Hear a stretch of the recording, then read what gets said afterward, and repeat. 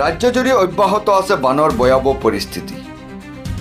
16খনৰো অধিক জিলাৰ লগতে হোজাই আৰু নগাঁও জিলাত নিশাটোৰ ভিতৰতে বানপানীয়ে ভয়ংকৰ ৰূপ ধাৰণ কৰিছে। হোজাই জিলাৰ ভিন্ন প্ৰান্তত নিশাৰী নৈৰ বাৰণী পানীয়ে বুৰাই পেলাইছে বিস্তীৰ্ণ কৃষিভূমি, বসতিস্থল আৰু যোগাযোগ ব্যৱস্থা।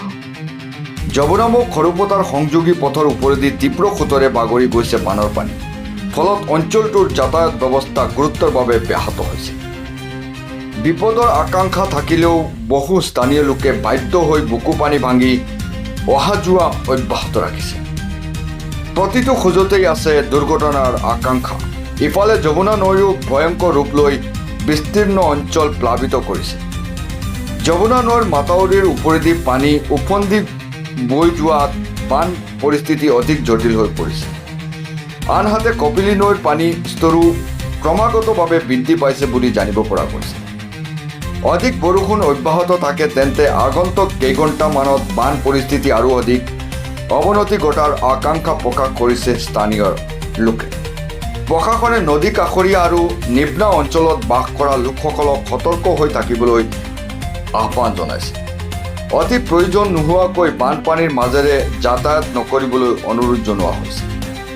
এই মুহূৰ্তলৈকে বান পৰিস্থিতিৰ ওপৰত আমাৰ দৃষ্টি অব্যাহত আছে। নতুন আপডেট পোৱাৰ লগে লগে আপোনালোকলৈ আকৌ আহিম। এতিয়াৰ বাবে ইমানেই। নমস্কাৰ।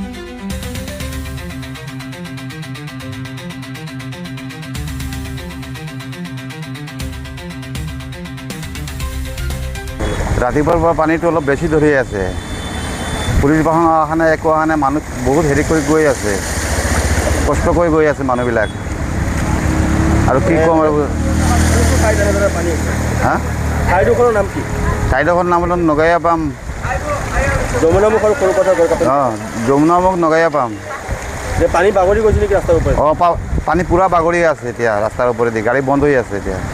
কেতিয়াৰ পৰা পানী হৈছে মানে? কালি হৈছিলে অলপ অলপ, আজি ৰাতি অলপ বেছি হৈ গ'ল মানে। এতিয়া পানীটো পূৰা বাঢ়ি আছে।